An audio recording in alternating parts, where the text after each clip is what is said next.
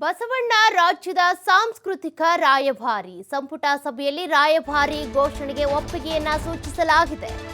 ಬಸವಣ್ಣ ಅವರು ರಾಜ್ಯದ ಸಾಂಸ್ಕೃತಿಕ ರಾಯಭಾರಿ ಅಂತ ಮಹತ್ವದ ಘೋಷಣೆಯನ್ನ ಮಾಡಿದ್ದಾರೆ. ಸಂಪುಟ ಸಭೆಯಲ್ಲಿ ರಾಯಭಾರಿ ಘೋಷಣೆಗೆ ಒಪ್ಪಿಗೆ ಕೂಡ ಸಿಕ್ಕಿದೆ. ಸಭೆಯಲ್ಲಿ ಸಚಿವರಿಂದ ಒಮ್ಮತದ ಅಭಿಪ್ರಾಯ ಮೂಡಿಬಂದಿದೆ. ಹೀಗಾಗಿ ಘೋಷಣೆ ಮಾಡಿದ್ದಾರೆ. ಅಭಿಪ್ರಾಯದ ಹಿನ್ನೆಲೆ ಸಾಂಸ್ಕೃತಿಕ ರಾಯಭಾರಿ ಮಾಡೋದಕ್ಕೆ ನಿರ್ಧಾರವನ್ನ ತೆಗೆದುಕೊಳ್ಳಲಾಗಿದೆ.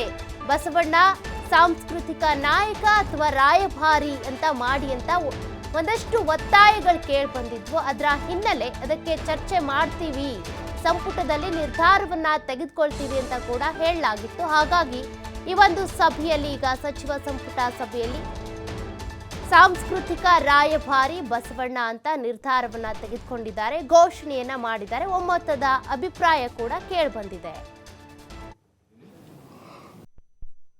ಜಗಜ್ಯೋತಿ ಬಸವಣ್ಣನವರನ್ನು ಕರ್ನಾಟಕ ರಾಜ್ಯದ ಸಾಂಸ್ಕೃತಿಕ ನಾಯಕ ಅಂತ ಹೇಳಿ ಘೋಷಣೆ ಮಾಡಬೇಕು ಅಂತ ಹೇಳಿ ಇವತ್ತು ಸಚಿವ ಸಂಪುಟದಲ್ಲಿ ಅದರ ಬಗ್ಗೆ ಚರ್ಚೆ ಆಗಿ ಸಚಿವ ಸಂಪುಟ ಅದಕ್ಕೆ ಅನುಮೋದನೆಯನ್ನು ಕೊಟ್ಟಿದೆ.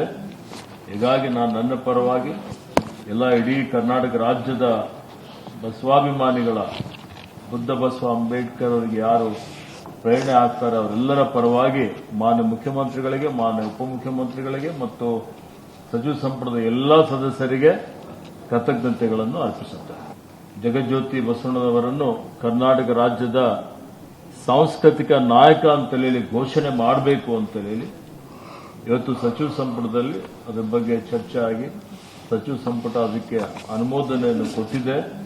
ಹೀಗಾಗಿ ನಾನು ನನ್ನ ಪರವಾಗಿ ಎಲ್ಲ ಇಡೀ ಕರ್ನಾಟಕ ರಾಜ್ಯದ ಬಸವಾಭಿಮಾನಿಗಳ ಬುದ್ಧ ಬಸವ ಅಂಬೇಡ್ಕರ್ ಅವರಿಗೆ ಯಾರು ಪ್ರೇರಣೆ ಆಗ್ತಾರೆ ಅವರೆಲ್ಲರ ಪರವಾಗಿ ಮಾನ್ಯ ಮುಖ್ಯಮಂತ್ರಿಗಳಿಗೆ, ಮಾನ್ಯ ಉಪಮುಖ್ಯಮಂತ್ರಿಗಳಿಗೆ ಮತ್ತು ಸಚಿವ ಸಂಪುಟದ ಎಲ್ಲ ಸದಸ್ಯರಿಗೆ ಕೃತಜ್ಞತೆಗಳನ್ನು ಅರ್ಪಿಸುತ್ತಾರೆ.